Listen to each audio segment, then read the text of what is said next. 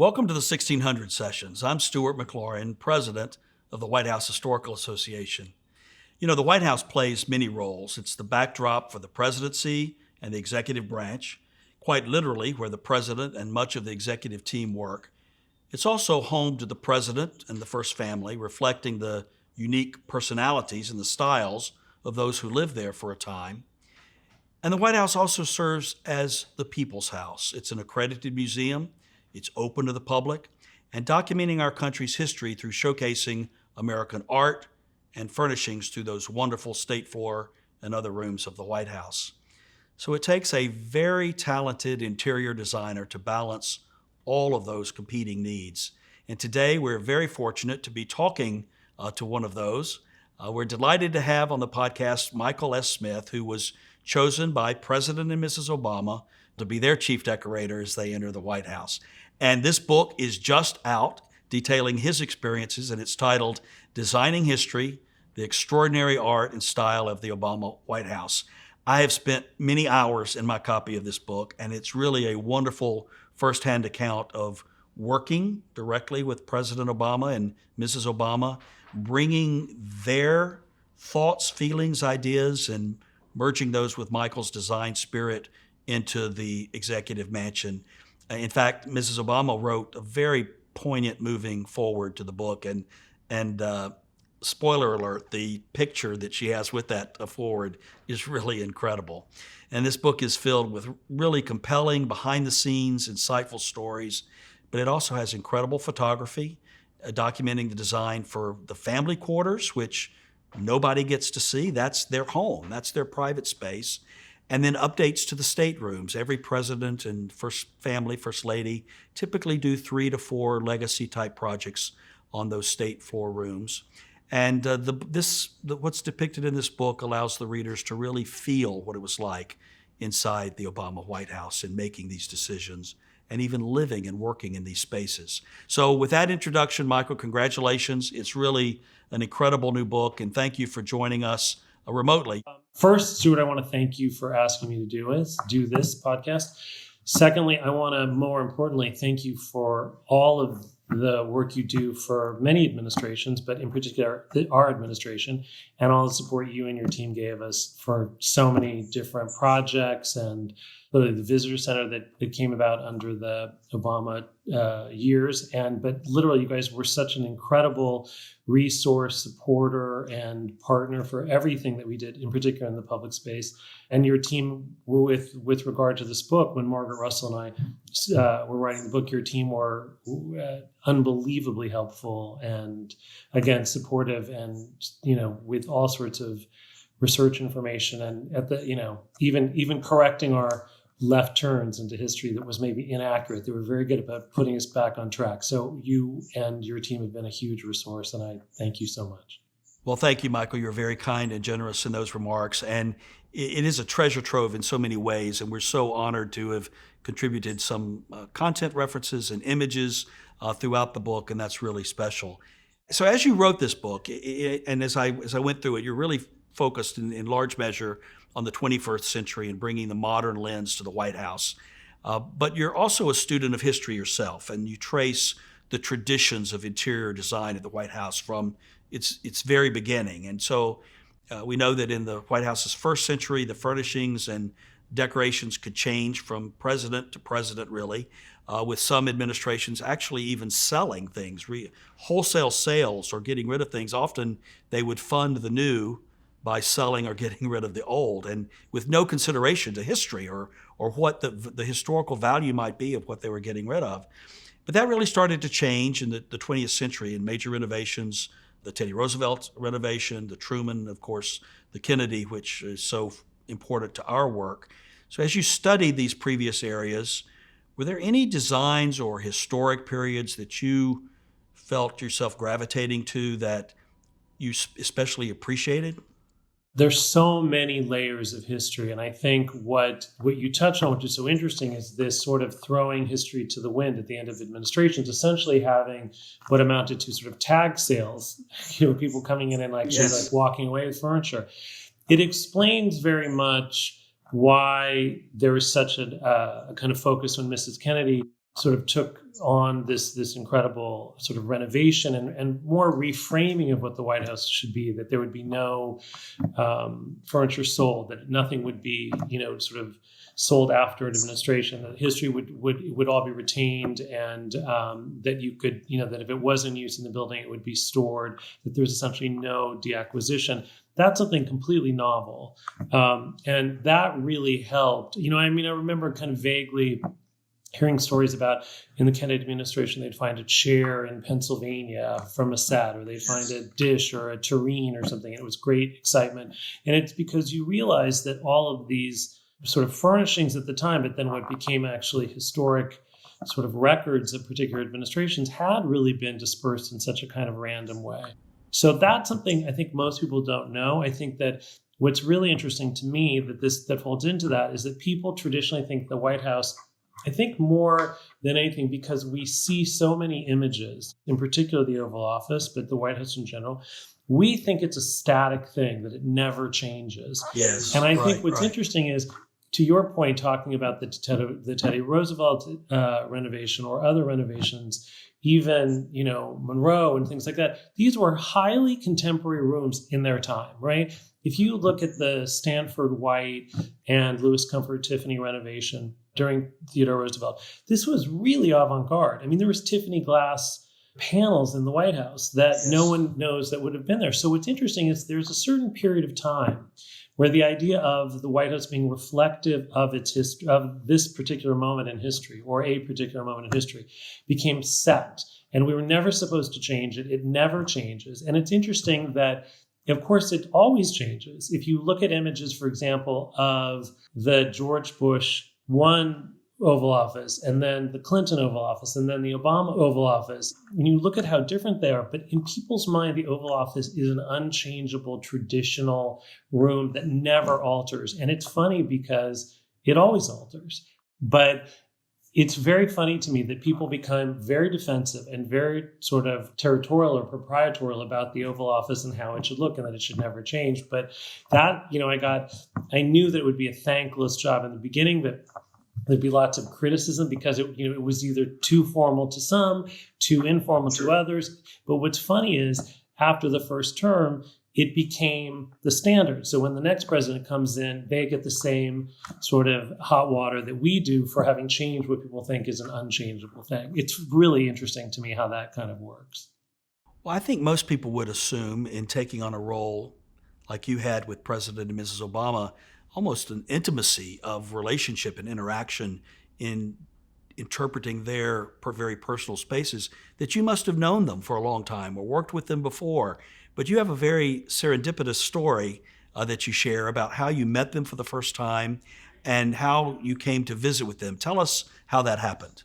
I got a call from Desiree Rogers, who was then a dear friend of theirs, and then also was to become the new social secretary, and called to say, would I be interested in working on this project? We went through a series of kind of phone meetings, if you will.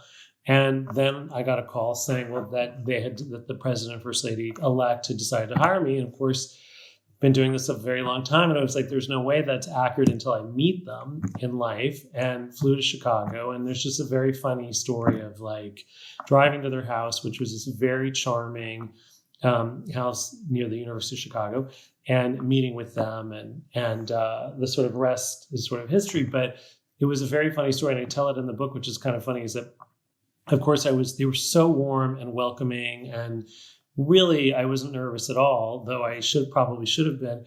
But and then I met the girls. It was really a wonderful and very, very sort of welcoming meeting. And at the end, I say in the book, the president sort of, touched my shoulder gently and said, at the end of my administration, you'll be in the book of the administration. And I said, let's see how it goes. I was like, whoa, that's way too fast for me, to sort of go into the future of what this would be. But, that being said, I think that the thing that I have always thought was so interesting and was so brought home to me about working on this book is the idea that, there are moments in our lives, this was certainly a tremendous one, where that you're in the eye of the storm of history. History is kind of happening around you. And I think something that was very important to me, sort of definitely prompted by this exchange with the president-elect, was to sort of hold on to every piece of information, kind of remember everything that, as I say, moving a chair in the White House is somehow sort of contributing to the overall fabric and history of the White House, right? Every time you move something or you change a location, or it seems incidental, but it's so the sand of time of the White House. Every time there's a footprint, it's essentially part of the overall history of the building, and I find that really interesting. In the foreword of the book, Mrs. Obama shares that one of the most important priorities for her was getting your help to foster the warmth and the comfort of creating a home for her daughters, Sasha and Malia. And I remember in our video that we show over at the White House Visitor Center, Mrs. Obama shares a very poignant story that she had never been upstairs in the White House before. And all of a sudden, she's the first lady, the new first lady, and she's taking a family of young girls. And how could a family of young girls live in a museum?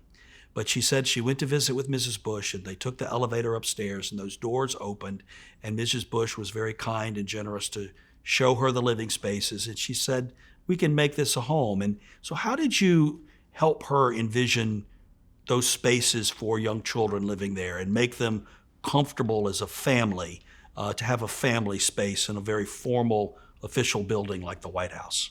I think, having done other historic houses or other sort of grand houses, I sort of knew that one of the things which would be really important is to sort of create scale, right? I mean, the thing that I had been downstairs at the White House before moving day, which I think many people don't quite understand, that in an administration change, there is when Mrs. Obama went to meet with Mrs. Bush, I wasn't there, right? So I was given a large series of photographs, of documentation of the rooms, of plans, et cetera, but had not ever been upstairs. And, the tradition of first ladies greeting each other and doing that, in a funny other kind of kismet thing, I had a friendship with Mrs. Reagan. And so I would call Mrs. Reagan and ask her advice about certain things. And I asked her, I was convinced that it was very strange that I wouldn't be able to go in advance.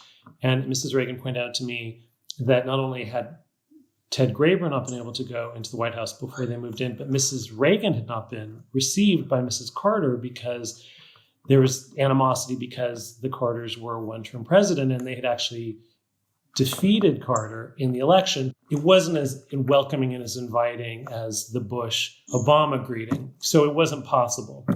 So it's interesting. So to answer your original question, because I'm sort of going off on a tirade, I really wanted to put color into the rooms for the girls. I wanted them to be fun.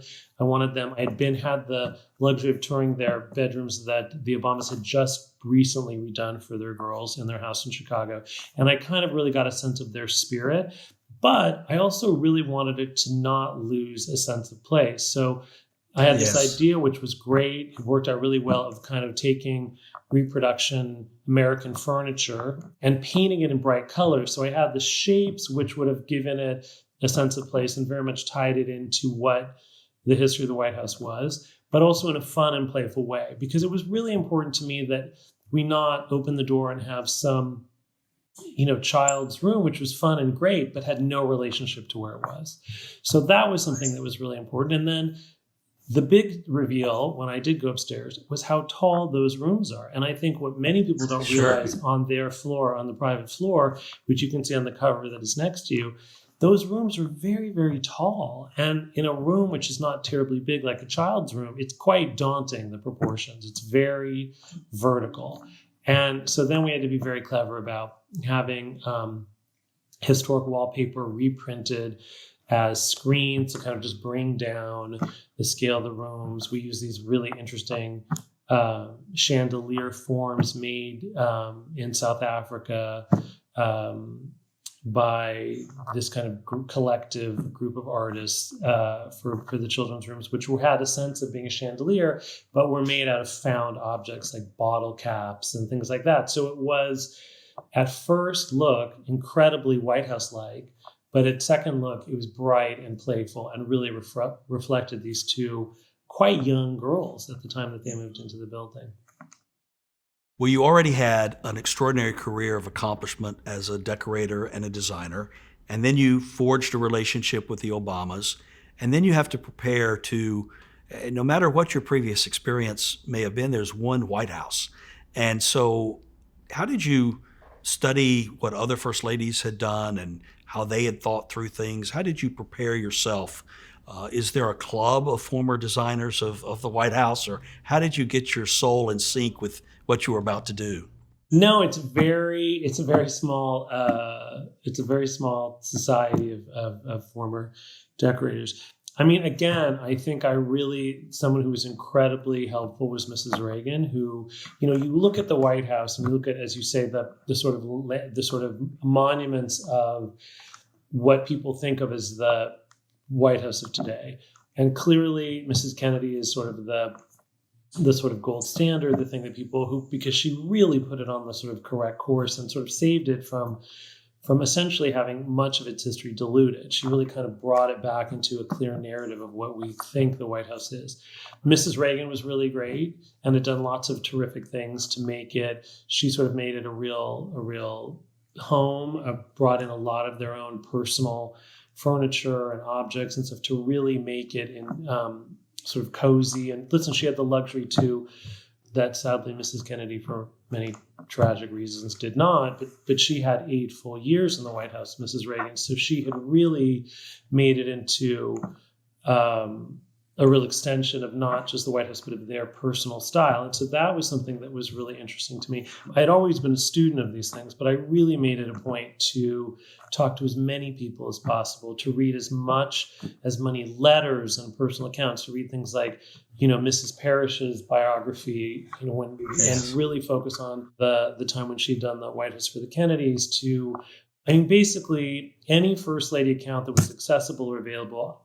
I had read an account of Mary Todd Lincoln and her spending in the White House. All of those things I really kind of had immersed myself in before I really set foot there. And then I had the luxury and incredible support of Bill Ullman, who had clearly been working as in the curatorial department of the White House for, I believe, since the Carters. So he had such a kind of wealth and breadth of knowledge about every aspect of the building, both technical and certainly historic, and was just so generous and so accommodating. And, everything from, researching furniture that had originally been in the collection of the Blue Room and finding it and getting it restored and regilding it, to moving furniture out of a room for a child's birthday party. Do you know what I mean? It was sort of like, we always laugh. It was like not only, giving an essay on historic aspects of the architecture of the White House, but also how to get red wine out of a sofa after a Christmas party. I mean,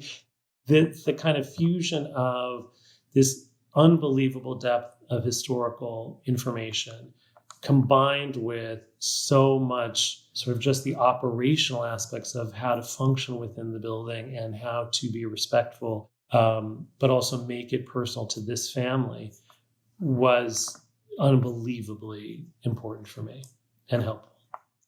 Well, the White House is fortunate to have a wonderful curatorial staff, and those that serve a president and first lady serve the country really from presidency to presidency. And we talked about how previous administrations would get rid of things, and since Mrs. Kennedy, there's now a collection, so things are retained. And I'm sure you went many times out to the facility where all of these things are maintained. It's sort of like that scene at the end of Raiders of the Lost Ark with all of these objects and artifacts that are there. And so really an important collection for the White House to have.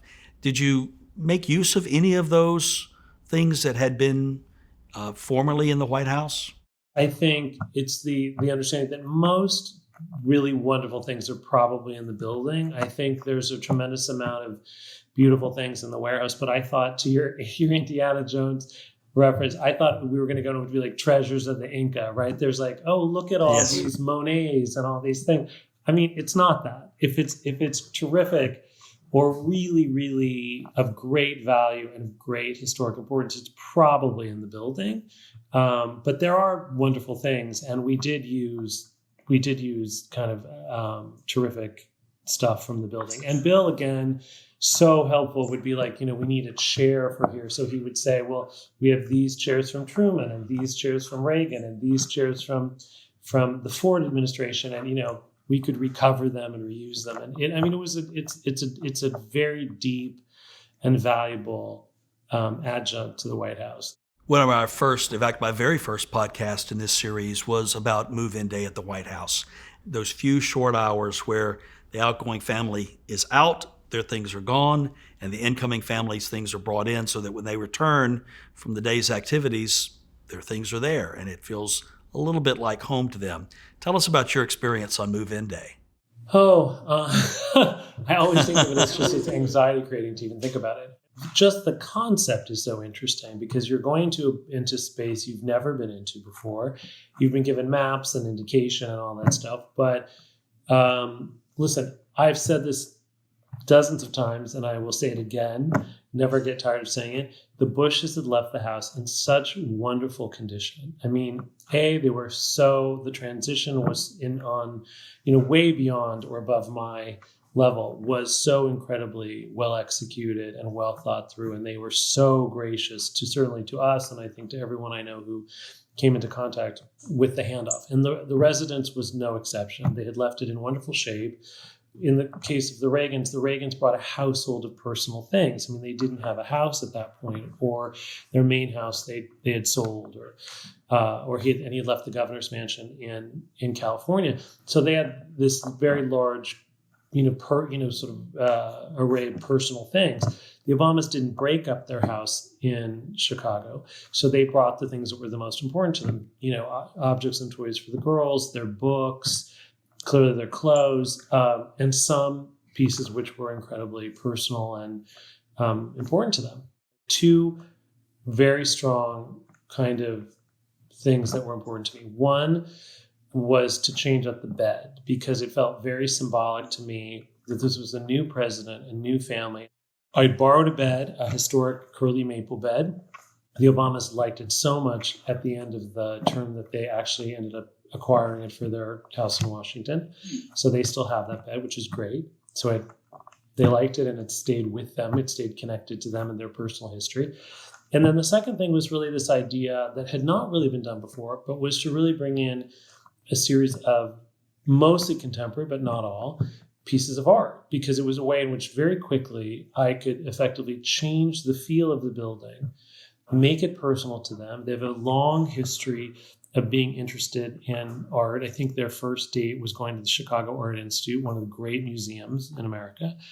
And so this idea of being able to create sort of, an impact, bringing, often large canvases, things with lots of color, lots of energy into the White House, which had been more classical and more traditional for this young family, felt like a very easy way to be very, very impactful and do it in a very quick way. And so that was the most important thing. Well, I think Americans are most familiar with the iconic staterooms on the first floor, the red room, green room, blue room, east room, state dining room, but less familiar with the rooms of the family quarters, of course. And visitors don't get to see those rooms. So let's talk, if we can, about those spaces. I read that the yellow oval room, for example, on the residence level, became one of your favorite spaces. In fact, it's the image that you chose for the cover of this beautiful book. It's the room on the second floor, the south side of the White House, which actually opens onto the Truman balcony. It was traditionally used, I believe, as a study for presidents, but that changed under Kennedy.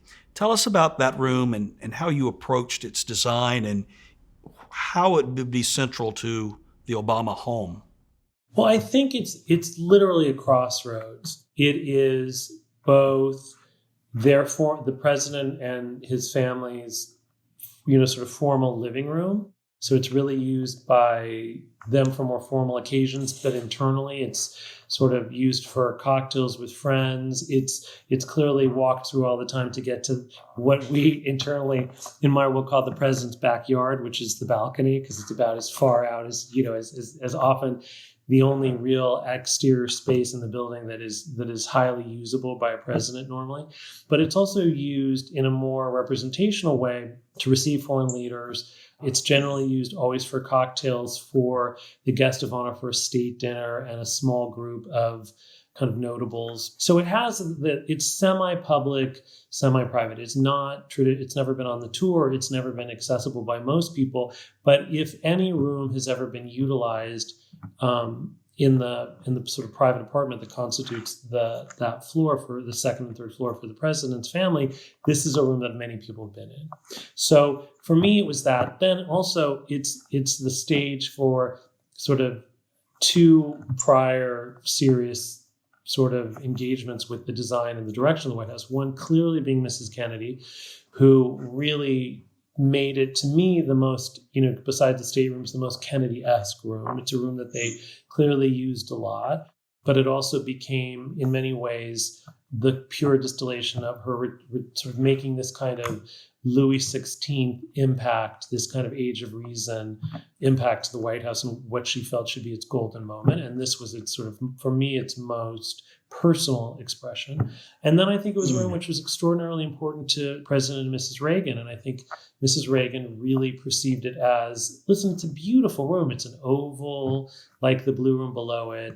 It has this incredible view. You have the addition of this balcony space, which makes it really interesting. And it's the most sort of elegant room on that private floor. And so for me, for many reasons, it was very infused with all this history and all this sense of elegance, right? You see all these pictures in front of the windows of Mrs. Kennedy, getting, sort of dressed for state dinner. You see President and Mrs. Reagan sitting on a sofa, waiting to greet Princess Diana and Prince Charles. Right. You have, and in the 8 years which were the Obama administrations, you see the President and First Lady very glamorously attired in black tie and formal dress, meeting everybody from Sarkozy to the Prime Minister of Italy to, it's a kind of very beautiful backdrop for great moments of history, but very, very elegantly done. And so for me, it was a really interesting and kind of exciting room because it was both personal, but unbelievably sort of representational of this elegance that we think of as the White House. Another room on the residence level that will not be familiar to most Americans is the Treaty Room. That was before there was a West Wing. Many presidents used this as their cabinet space. Of course, there were treaties actually signed in this space. Mrs. Kennedy renamed it the Treaty Room during that presidency. How did you create that space? I loved how it became a space for President Obama himself. Tell us about that concept.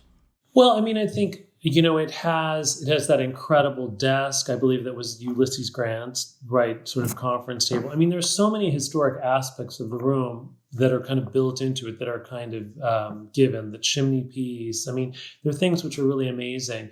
I think I was very, again, interested in taking this focus that I think that kind of Mrs. Kennedy had taken, which is this idea that it was sort of evocative of our pursuit of new frontiers, right, of the West and of the sort of scope and sweep of America.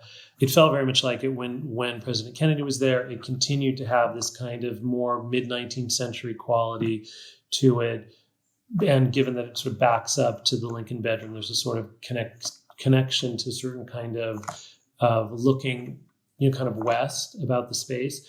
So I think I was very much influenced by that and trying to, again, have these things which were very historic, this idea of bringing in the Catlin kind of images of sort of Native American peoples of the West and all these sort of Lewis and Clark-like expeditions that occurred, plus combining it with something like a Susan Rothenberg painting, who was a sort of contemporary artist who had done many depictions of horses, basically living on a ranch in New Mexico. So this idea of the New West and the sort of historic frontier, this kind of excitement for a president who'd come from basically the farthest west frontier, which is that is Hawaii. But this idea of vitality and a kind of, as I say, sort of America is this sort of vast open place was something that I was very inspired by. And I felt that it sort of lives very much in that very shorthanded 19th century expansion idea. And, I think, but at the same time, I think to layer on top of that, all of the president's mementos, things that meant, so much to him. And it's also a room, the president is definitely someone who's incredibly Socratic in his thinking and his research. And, it's a room that he would be in till like sometimes 2:33 in the morning, reading everything from selections of letters that were sent to him that were edited and sent up from the West Wing, but also all of his huge briefing books. And, the president in particular always, but certainly when he was in office, really, if there was any subject, medical research, anything that I brought up or asked, he had deep, deep knowledge about that. He really was somebody who spent a tremendous amount of time in that room, in isolation, preparing for his job in leadership of the country. It was just kind of an amazing amount of just pure, kind of midnight oil there, really, really reading. So it was important to me that room be sort of warm, inviting, and comfortable for him. Well, I love that space and your interpretation of it. It feels so comfortable, but yet inspirational. I can see why he would love it and spend so much time there. Modernization of the spaces. We think of the White House with glass dripping chandeliers, and yet the modernization of things like LED lighting and recessed lighting. How did you handle those elements in the house? Well, I think, look, again, as we talked about this moment where people believe, or, sort of fans of the White House believe that the White House becomes frozen in amber, right? It becomes trapped as this idea. So many parts of the center of the building are windowless. The center hall, which, connects the Lincoln bedroom end of the building, the east end of the building, with the west end of the building, which is more the President First Family's sort of living area, is dark, very tall, very heroic space, beautiful space, but no windows. So I think what I was becoming very aware of is, again, you have it functioning as kind of big open space for children, a big space for families and guests to gather. And yet I felt that the lighting was really dim and kind of, in fact, actually a little bit glary. And so it was lit by these very beautiful English kind of crystal chandeliers and lamps and very little else. So this idea of putting contemporary, modern, sort of state-of-the-art lighting in to light the space, make it more useful, more livable, and also to highlight the various paintings and things that were on the wall was something that I went to the First Lady with very early on. And she was very enthusiastic. Again, she wanted her children to be able to do their homework, read a book in these rooms, which was honestly quite difficult. I think that at first I tackled with this idea of what is historically correct, right? So it's such a funny thing and often in the White House, because if historically correct is electrified English chandeliers, probably from the Truman renovation, that's a historical moment. Should it be gas sort of powered lighting from Theodore Roosevelt's time? Should it be candles? It's very funny what is historically accurate, because of course, sometimes I think in anything that we love and hold to be of importance to us and hold as a record of lots of various times in our life, we tend to sometimes think of it as, we sometimes fuse the idea of historical with conventional. And so in this way, I certainly didn't want to take out the chandeliers that people would think were important and part of the legacy and kind of ambience of the White House.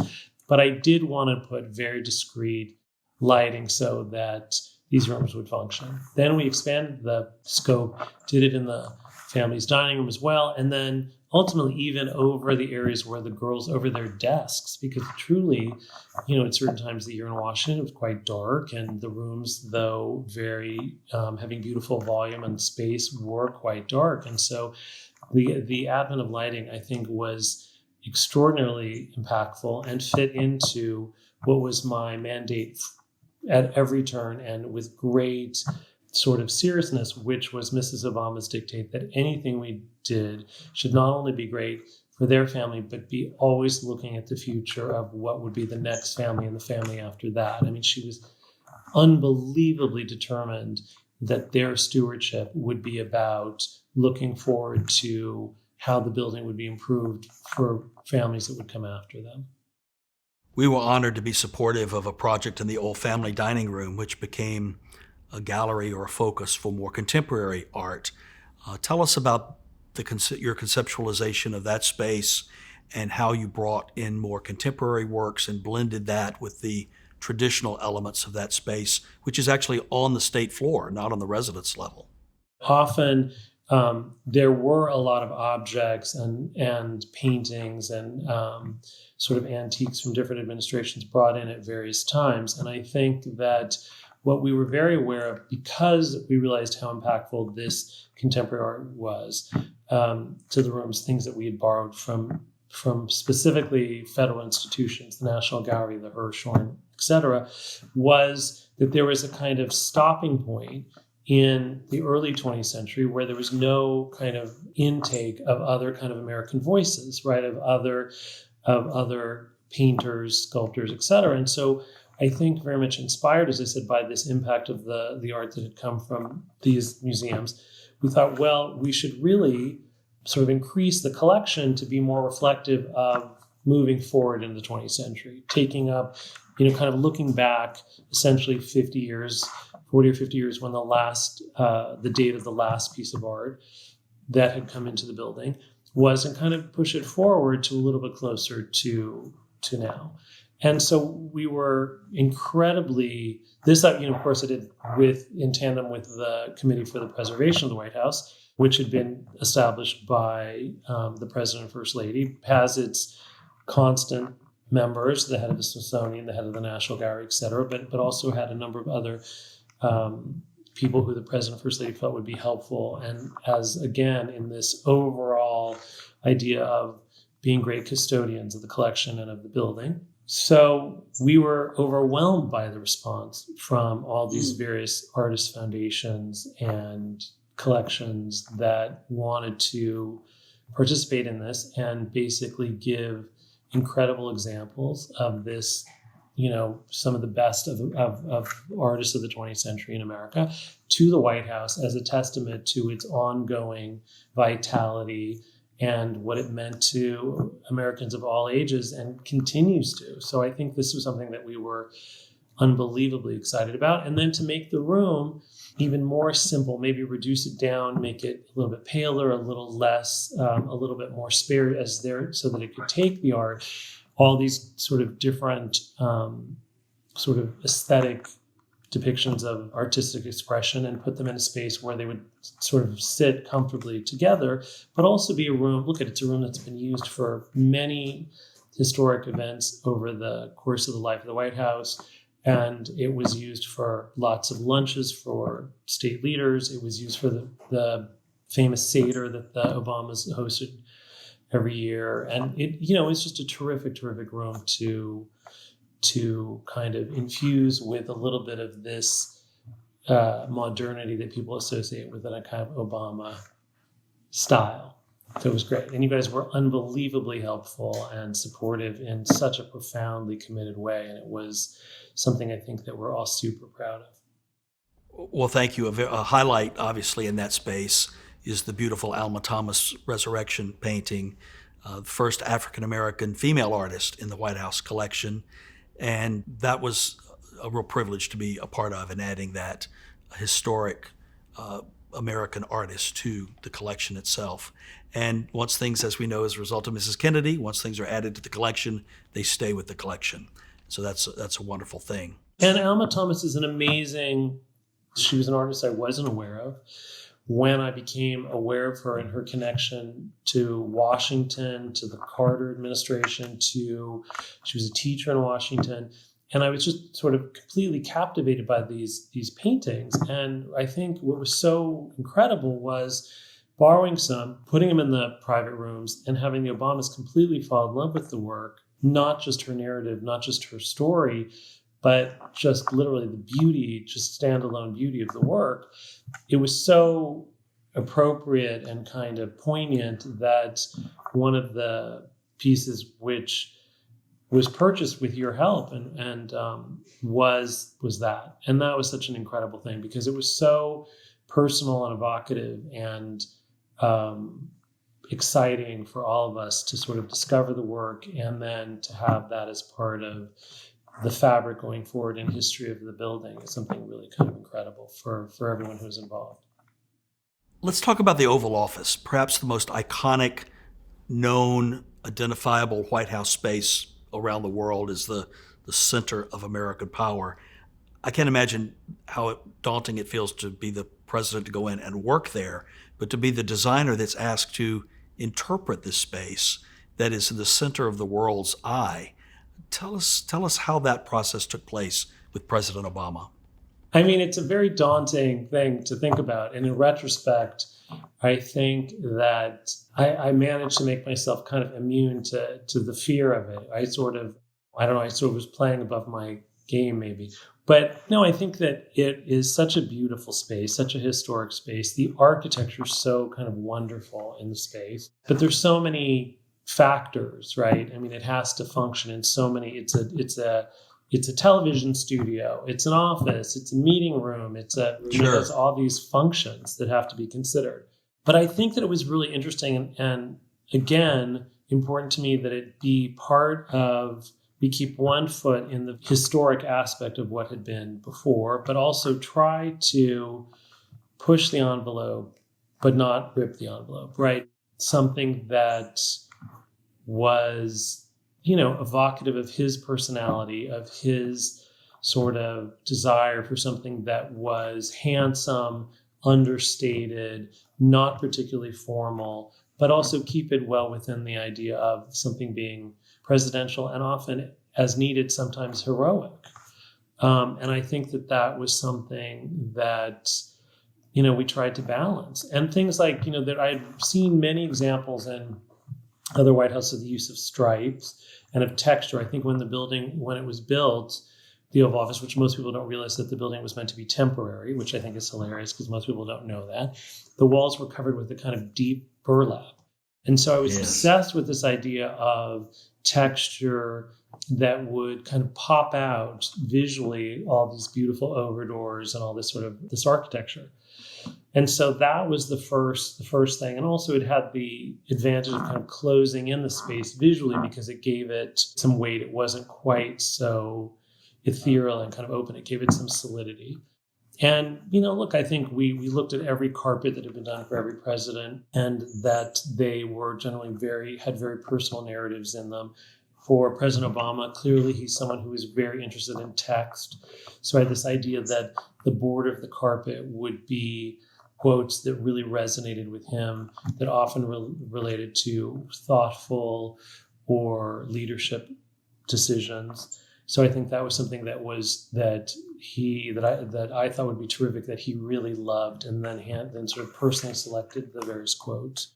So listen, it was so multi-layered, and every opportunity that I could have to add another layer that was evocative and, as again, representational of an American story or our history was extraordinarily important. In many Oval Office, there's a traditional display of Chinese export plates made with the presidential seal. He was very candid and funny about the fact that plates he didn't think resonated with him. They weren't something that spoke to him. And so I went on this mission to sort of figure out what should be in the bookshelves. And I'm sure the Smithsonian got so tired of me calling because I would call and I would sort of crazily remember reading that there was a three-dimensional, for many years, you had to get a patent, you had to present a three-dimensional working model of your invention, which is in fact true. And I called and asked for these sort of small scale examples of American ingenuity and kind of advancements in technology for their time. And so there were a few of those. Then I thought, well, what's also been underrepresented often? So I called and asked for Native American pottery, which was incredible. And the president loved the purity of the shape and certainly the messaging of it.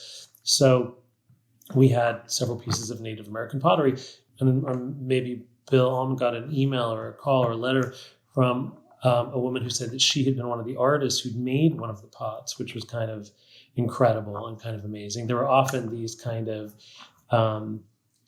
sort of interesting connections where people would you wouldn't think that those people were still around, and they actually were, and it's quite vital and quite prolific. So that was really exciting for everybody. And then there was, I believe, the map of the March on Washington, which was, extraordinarily potent and important to the president, and that was framed and put into the show. So I think anytime we could do something that was struck a kind of note, historic or even emotional note, or a kind of memory of a chapter in American history, that was something that was really important to him, and I think made the space even more kind of elevated, and the experience of thinking of all of America while you're in that office. So what's the story behind the bowl of apples? The bowl of apples. Again, this is one of those really interesting things that kind of took on a life of its own. So it's very simple. They're moving into the Oval Office. You have all these people switching out the phones. There was a situation where President Bush wanted his chair and back his desk chair to go to his office in Texas. So I had to kind of scurry and find chairs for the president to have short term. I ended up lending him a chair. And the flower shop at the White House called and said, what kind of flowers did the president like? And so I said, let me call you back, because it was like sort of it was a surprising question, and I had to kind of sit down and think about it. So I said, you know what? He's not really a flowery person. So I said, look, I have a shaker bowl, a historic bowl that I own. I'm going to send it to you and fill it with apples, because I had this idea that, look, apples are such an American idea. They're so approachable. It's so practical in a way. They're edible. They're not just merely ornamental. They had like a purpose. And we have such a tradition of apples in America. So we did it. And then it sort of took on this life of its own, where he would eat a couple of apples a day. People would come in the office and take apples to eat. I think that they were having to put 25, 30 apples a day into the bowl. And I was sort of so surprised what was happening. And then you realize that people would take an apple as a kind of keepsake, as a kind of memento of having been in the office. Sure. The apples became this kind of thing that was more, kind of interactive than something that would be static like flowers. And it was, I want to tell you how brilliant I am and how I anticipated this aspect of it, but it was just kind of crazy that it just sort of struck a chord. And of course, it would never occur to me that people would want to take something away as a memento. It was a very interesting thing. And then Fariel, who was the president's assistant, on the last day realized someone had forgotten the bowl and took the bowl and wrapped it and put it in her closet. And one day, presumably, I'll get my bowl back and I'll turn around and donate it to the Obama Presidential Center. Well, there's somewhat of a precedent for that. President Reagan had the jar of Jelly Bellies that was present and was something that became an item at cabinet meetings as well as in his personal office. It's funny when you do something which you think is just merely kind of, it had some aspect of practicality, but it was really meant to be more sort of visual. But then it took on this entire, and I see people once in a while and they say, oh, I still have, it must be dried somewhere, but I still have my apple that I took. So it's kind of an interesting story. It's funny. So a 2-term, 8-year presidency, you began working on this space before they move in. We've talked about move-in day. At what point are you finished? Was it ever finished? Or did you continue working all 8 years? We kind of continued working all 8 years. And I think that, I think you made the point earlier in the conversation where, listen, getting them settled, getting them in the house was the first order of business. Clearly the girls first, and then other rooms that they wanted to be, kind of retreats from the demands of public life, rooms they wanted to use, like the dining room, the family dining room on the second floor, because they wanted to not only have, kind of meals with their children, but they wanted to have dinner with friends, et cetera. So those rooms kind of were basically done by the first 4 years. I was hyper aware of time because I'd read all of Mrs. Reagan's notes about how she had to wait for curtains for a very long time and things like that. So I was super accelerated, knowing that I didn't want to be I didn't want my speed to be a footnote in somebody else's history, right? So I wanted to be speedy. So that we did very, very quickly. And then, as you say, there were rooms which come up in rotation. Every 6 to 8 years, there's a room that comes up to rotation. So the old family dining room was a room with your help we were able to be very successful on. And then really the state dining room, which we did a lot of work on it. It's a room that gets a tremendous amount of use, and we needed new carpets and new curtains. And then I had this idea, which you think about this sort of wrinkle in history, that the chairs that Mrs. Kennedy had used in that room when she had sort of made it part of this sort of overview of this sort of, kind of early 18th century idea of the moment that she thought was the golden period of the White House. The chairs were chairs from the Theodore Roosevelt administration. So they'd really been Queen Anne chairs mixed with other chairs in this dark paneled room with Right. antlers and, bear skins or whatever had been on the walls. So those had always stayed and had been sort of, again, one of those things where something gets sort of woven into the history of the White House, but really wasn't necessarily the intention. So, and the chairs are extraordinarily heavy. Whenever they would have to use the room, they would have to take the chairs away because they were really heavy to pull out and put into the table. So we had this idea of doing, and I did with Bill's help and assistance, identifying a sort of Duncan Fife era chair and making a set of the chairs, which I see the current president uses for interviews and stuff all the time. So that was a very successful sort of addition to that room. We kind of made it appropriate and maybe more connected to the intent of sort of reframing those spaces as per the focus and idea of Mrs. Kennedy, and they are extraordinarily comfortable. So, and they don't require, and they seem to be used all the time. Certainly at the end of the Obama administration, and then continuing to the current administration. So, they were successful. Michael, I love the book, and as big a fan as I am of our friends at Rizzoli, my only regret is that we didn't have the opportunity to publish this book with you. But it's wonderful to talk with you about it. We're storytellers. It's a big part of our work, and what you do in telling the stories of the history of the White House and then weaving that into what you did with President and Mrs. Obama, which really became your own contribution to White House history. It's a significant and important work, and it's available on our website, whitehousehistory.org. We're excited that you did this podcast with us. Thank you very much for taking the time and the effort to do this, and for the Obamas for being willing to share their life and experience in their home with the American people. And I can't thank you and your team enough for everything they've done. And listen, everything you do, from the magazine to the podcast to everything, is so inspirational and a constant reminder of how important this building is as a receptacle and a vessel of our history. And so I really thank you again. And thank you for having me. It was really fun. Well, thank you, Michael. Now that you're an active part of White House history, we hope that our working relationship continues into the future. I want my own Christmas ornament. We'll work on that. Take care. Thank you Thanks so very much. much.